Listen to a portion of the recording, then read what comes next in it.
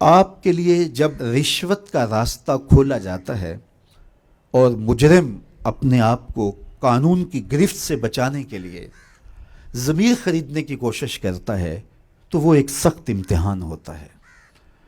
اس وقت اس مقام پہ کھڑا رہنا اور اپنے ضمیر کا سودا نہ ہونے دینا، یہ وہ سرخروئی ہے اور یہ وہ کامیابی ہے کہ جو آپ کو میٹھی نیند بھی دے گی، آپ کو قرار باطن بھی نصیب کرے گی، اور سب سے بڑی بات قیامت کے دن حضور کی شفاعت بھی نصیب فرمائے۔ میں اور آپ جو لکھا ہوا رزق ہے وہ پاتے ہیں۔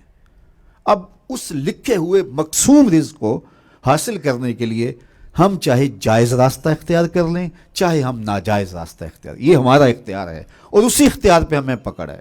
بعض لوگ کہتے ہیں کہ فلاں شخص اگر ناجائز فروشی نہ کرتا، 2 نمبر کام نہ کرتا تو اتنا امیر نہیں ہو سکتا تھا، یار حلال کے رزق سے تو بمشکل وقت گزرتا ہے۔ یہ ایک تاثر ہے، ایسا نہیں ہے۔ جو مقسوم ہے وہ مل کے رہتا ہے۔ دولت قارون حاصل نہ کی جائے، دولت عثمان حاصل کی جائے۔ جو قسمت میں لکھا ہے وہ ہر صورت ملتا ہے اور وہ ملے گا، وہ ہماری قسمت میں لکھ دیا گیا ہے۔ حضور علیہ الصلوۃ والسلام نے فرمایا کہ اپنے رزق کو، اپنے مقدر کے مقسوم کو حاصل کرنے کے لیے خوبصورت طریقہ اختیار کرو، اور اللہ تعالیٰ جل شانہ ہمیں حلال رزق کے جو وسائل نصیب فرمائے ہیں اور اس میں جو برکت رکھی ہے۔ دیکھو، کثرت کوئی چیز نہیں ہوتی، برکت بڑی چیز ہوتی ہے۔ تو عمومی طور پہ آج کی اس دنیا کے اندر چونکہ یہ مسئلہ کسی ایک طبقے کا نہیں ہے، یہ دوڑے لگ گئی ہے۔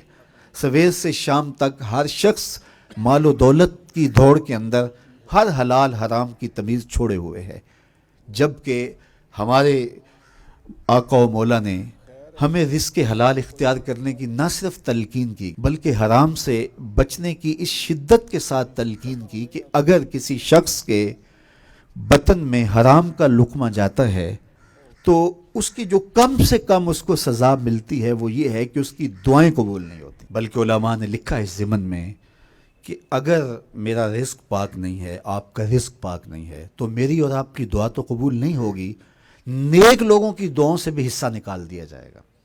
اللہ کے نیک بندے تو ساری امت کے لیے دعا مانگتے ہیں، اللہ پوری امت کی خیر فرما، لیکن نیک لوگوں کی دعاؤں کا جو ہمارے لیے بطور امت حصہ بنتا ہے وہ نکال دیا جاتا ہے اگر ہمارے رزق کے اندر پاکیزگی نہیں ہے، ہمارے رزق کے اندر، ہمارے تومہ کے اندر حلت نہیں ہے۔ تو یہ ایک اہم چیز ہے جس کا ہمیں ہر صورت کے اندر اہتمام کرنا ہوگا تاکہ ہماری نسل بھی پاکیزہ ہو اور ان کی آخرت بھی بہتر ہو۔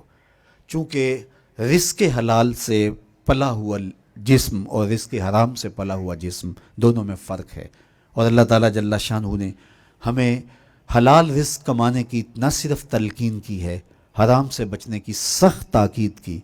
ہمارے بزرگ و صوفیہ فرماتے ہیں کہ جو شخص رزق کی پاکیزگی کا اہتمام نہیں کرتا تو اس کا باطن کبھی بھی روشن نہیں ہو سکتا، حتیٰ کہ اس کے ضمیر کو مرتے ہوئے بھی دیر نہیں لگتی ہے۔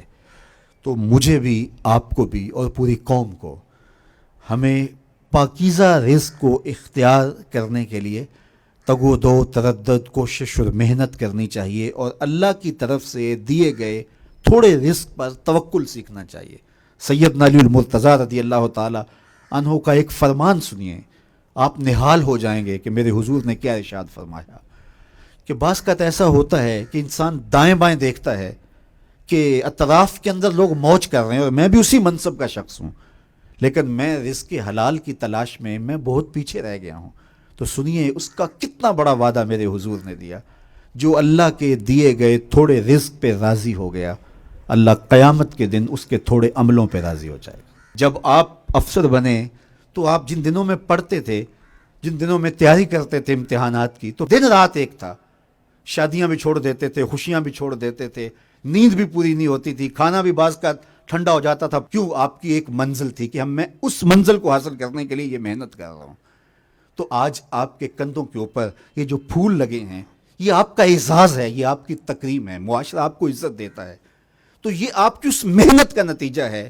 وہ بوائی کے موسم میں آپ نے بیج بوئے تھے، آج اس کی فصل کاٹ رہے ہیں۔ اسی طرح یہ دنیا بوائی کا موسم ہے، سارا آخرت کٹائی کا موسم ہے۔ یہ ساری زندگی ہے کتنی؟ 50 سال، 60 سال، 70 سال کتنی ہوگی؟ یہی زندگی ہے.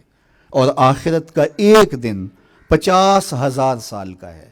قرآن بتاتا ہے 50 سال کا نہیں، 100 سال کا نہیں، 50,000 سال کا ایک دن. اس زندگی کے مقابلے میں اس 60 سال 50 سال کی زندگی کو رکھو، جس میں بڑھاپے کے دھکے بھی ہیں، بچپن کی مدہوشیاں بھی ہیں، تیسرا حصہ سو کے بھی گزارا ہے. 17-18 سال زندگی بنتی ہے. جب موت آتی ہے تو اس وقت بندہ سوچتا ہے یار زندگی تو گزر ہی جانی تھی، لیکن اس وقت ہاتھ ملنے سے کچھ نہیں ہوتا. آج وقت ہے، وقت پر کافی ہے قطرہ بھی آب خوش ہنگام کا. جل گیا جب کھیت برسا می تو پھر کس کام کا.